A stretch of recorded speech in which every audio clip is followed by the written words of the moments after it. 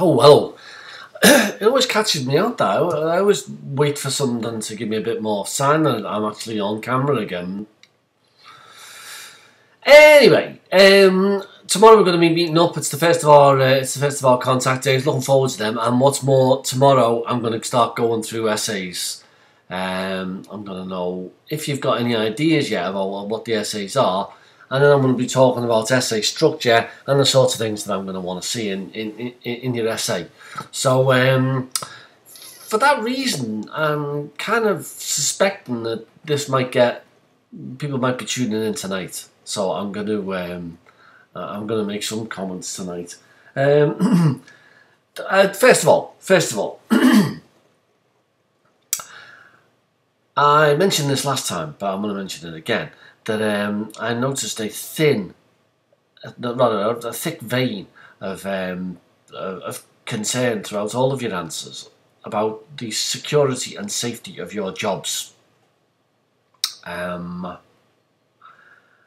I mean, this isn't entirely without reason. I don't know if you saw, but I put up a piece about a paramedic who'd lost his job because he hadn't resuscitated the patient. So clearly there's some basis to this as a fear, but nurses are always worrying about the legal threat to them in their job. And yet when you ask them, do you know anybody who's ever in court been accused of negligence, the answer is always no.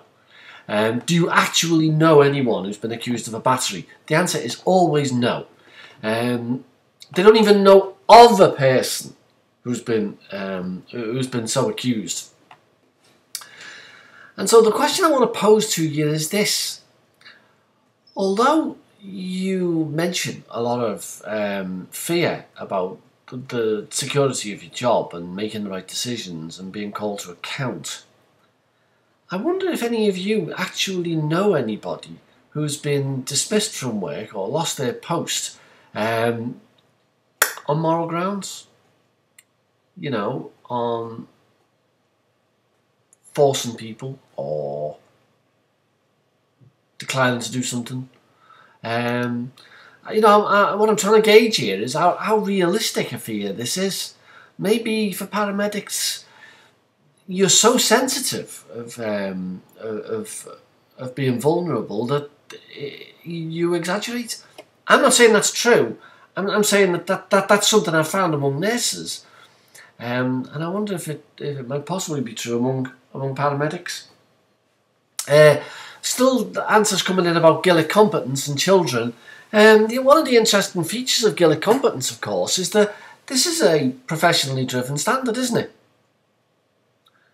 When a 14-year-old is sitting in front of a doctor, the question of Gillick competence is one that the doctor decides.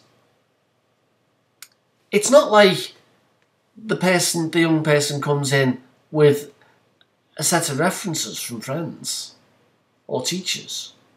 This is something that the doctor makes up on the spur of the moment, taking into account, as you've said, level of understanding, level of questioning. Does the child understand the negative sides or the value of telling mum and dad of what it is that they propose to do? And whether or not the child understands strikes me as being a standard which the doctor applies. I'm not sure that I've ever read anywhere of a child's competence being questioned in court. I'm not sure that I've ever read that. No, I wouldn't be surprised if it had, but I don't remember reading anything about that sort of thing in the press. I've got a couple of other things to mention. One of my correspondents told me that she's not been able to open the feedback links. Oops. Well, that is serious. That's really serious. Do you mean to say I've been sitting here week after week talking to myself? So what I'm going to do this time is I'm going to think of a different system for giving you the link to YouTube.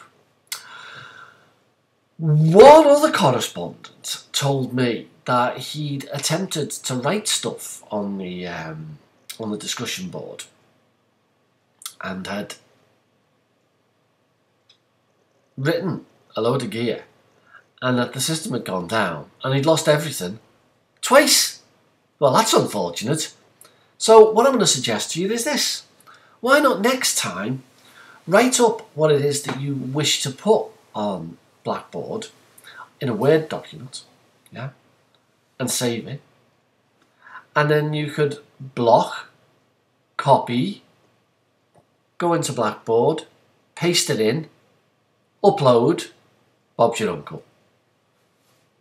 That way, even if the machine doesn't accept what you're offering at that point, you've got something you can go back to resurrect it. It'd save you the trouble of writing the whole damn thing again.